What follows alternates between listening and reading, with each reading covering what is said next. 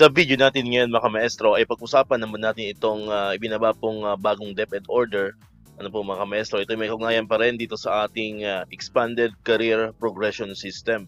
Ayan, especially po no yung atin pong reclassification. Ayan, so meron po mga amendment. Ayan, ito po yung may kaugnayan doon sa naipost po dati na mga ilang araw na po yung nakakaraan ni Secretary Sanay Angara na magkakaroon po ng refinement dito sa expanded career progression o yung ating ECP po mga kamaestro. Ayan, so may share ko na rin po kaninang umaga po ay nagkaroon po ng dialogue ang Teachers Dignity Coalition sa pangunguna po ni Sir Benjo Basas po ang ating pong national chairperson. Ayan, so mapalad po tayo dahil isa po tayo sa kasama So first time po nating umattend sa isang dialogue ng TDC and DepEd kanina sa DepEd Central Office sa Makati. Ayan, so first time po natin maka-attend ng dialogue. Marami po tayo, marami pong inihain po ang Teachers Dignity Coalition ng mga issues, hindi lamang po itong reclassification, or yung ECP, kasama rin po yung aral, yung project din po ng DepEd, and then other issues pa po na may kaugnayan po syempre sa ating po mga kaguruan. Pero ang main concern po ng naging dialogue po kanina is ito pong tungkol nga po sa ECP and ito pong atin pong aral mga kamaestro. Ayan. Although hindi pa po nagpapalabas ng official na pahayag ang Teachers Dignity Coalition dito sa naging dialogue. Ayan. So ito pong babanggitin ko po ngayon ay hindi po ito official na pahayag po ni Sir Benjo Basas or ng Teachers Dignity Coalition kasi pina-finalize pa po ang aming magiging stand or yung official statement po ng TDC. So ito pong babanggitin ko po ngayon, ito po ay for my own personal opinion or perspective regarding po dito sa bagong DepEd order. So again po, ito po ay hindi pa po official na pahayag ng TDC. So kung magkaroon po ng official statement po ang TDC, gagawan din po natin ulit ng panibagong video po yan mga kamaestro. Ayan, so basta ang isa lang po ang malinaw po dito, ang isa po sa mga nag-effort talaga para dito sa atin pong refinement po ng expanded career progression system na talaga namang medyo may mangulo, may mga konting lapses dito po sa ECP na ito ay ang Teachers Dignity Coalition. So talagang ginagawa po ng paraan ng lahat ng TDC sa pangunguna ni Sir Benjo Basas na mapasimple sana ito pong expanded career progression po mga kamaestro. And marami tayong mga inihain nga, nabanggit ko na kanina, marami tayong mga inihain pong mga solution, recommendations, pero yung iba po doon ay hindi na pagbigyan. So, pero mayroon namang iba, katulad nga po nito, yung refinement po sa reclassification. Ayan, isa po yan sa concern po talaga natin. So, ito po yung sinasabi po natin, yung DepEd Order number 34 Series 2025, yung amendment and clarifications to DepEd Order number 24 Series 2025. Ayan, or yung guidelines on the implementation of the expanded career progression system for teachers and school heads in the Department of Education. So, ipinalabas po ito ngayon lang, October 14, 2025. Ayan, kagaling lang namin kanina sa dialogue. Natulog ako ng konti. Pagising ko, ayan na, marami nang nag-chat sa akin. Ano daw ba itong DepEd Order 34 Series 2025.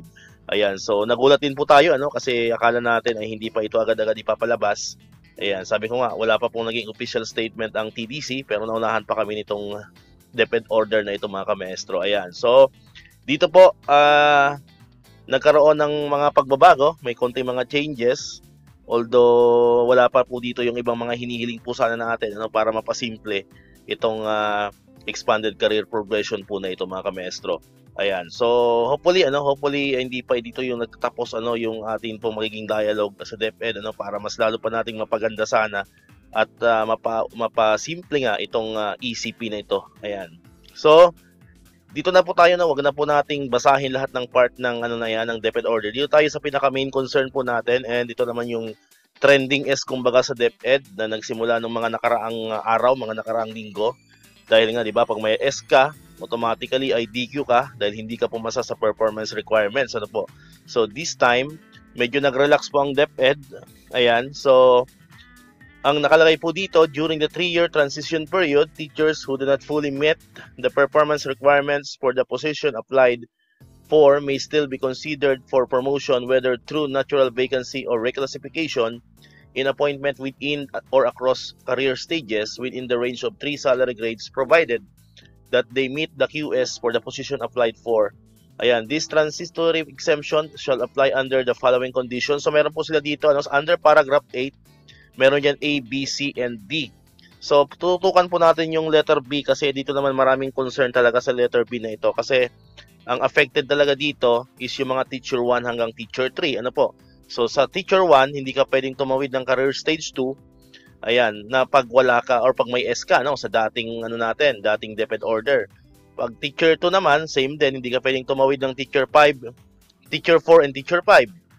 By the way, sa teacher 1, hindi ka lang pwedeng tumawid ng teacher 4. Sa teacher 2 naman, hindi ka pwedeng tumawid ng teacher 4 and 5. And sa teacher 3, ito talaga yung pinaka-affected, no? Kasi hindi ka pwedeng tumawid ng teacher 4 hanggang 6. Ibig sabihin, kung DQ ka, wala kang promotion or hindi ka pwede sa reclassification, mananatili kang teacher 3. Unlike sa teacher 2 and teacher 1, meron ka pang chance na mag-apply ng teacher 3 kasi within the same career stage. Ano po?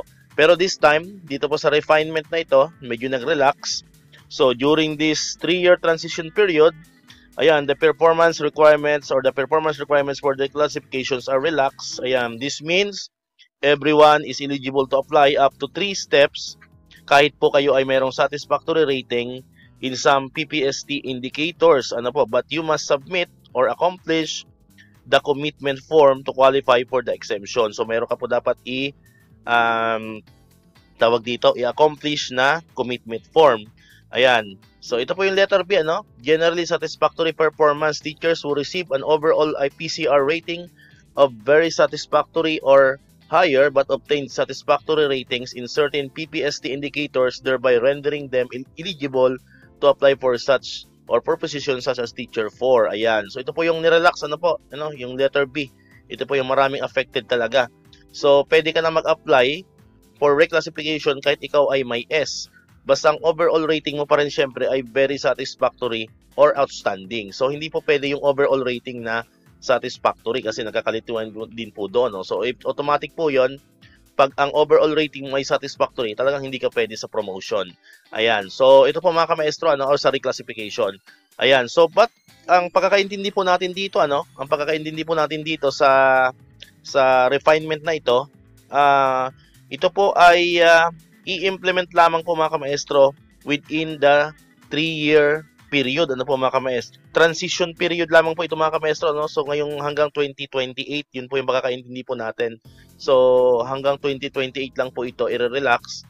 Then, after ng transition period, kasi ito pong school year 25-2026, school year 2026-2027, and school year 2027-2028, yan po ay transition period itong career progression. So, after po nito, ay magiging stricto na po sila dito sa S na ito mga kamaestro. So, kailangan talaga wala ka ng S. Yun po yung pagkakaintindi po natin.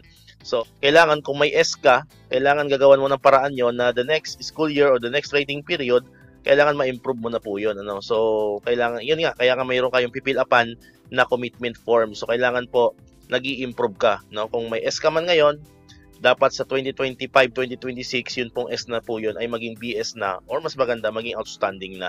So yun po yung pagkakaintindi po natin dito mga kamaestro. Ano? So yun. So kung may mga tanong pa po kayo, no, comment lang po kayo dyan sa ating comment section. Ayan, at baka po masagot natin. And yun. So syempre, papasalamat po muli tayo sa effort na binigay po ng Teachers Dignity Coalition or ng TDC para po dito sa refinement po ito ng Expanded Career Progression System. Alright, so dito ko natatapusin itong ating video ngayon mga kamaestro. Kung di ka pa nakakapag-subscribe, click mo na ang subscribe button dyan para ikaw yung unang nakapanood ng mga videos na na-upload natin. Katulad dito, yung mga updates pa rin tungkol sa Expanded Career Progression and other benefits ng mga teachers and government employees. And syempre, click mo na rin ang notification bell button para mananotify ka, always updated ka pag may mga bago tayong uploaded na videos. So muli, maraming salamat sa inyong panonood at pakikinig. Once again, El Maestro. See you on my next vlog. Bye-bye!